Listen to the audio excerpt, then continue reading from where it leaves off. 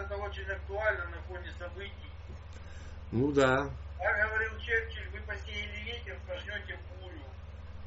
Так и будет, да? Так Ну да, кто да. посеял ветер, тот потом пожнет бурю. А кто у нас посеял ветер, вы знаете кто?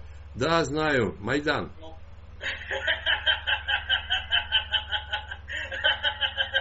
Ебать ты идиот старый, все, давай. Молодец. Зацепил. Классно, да? Прям самое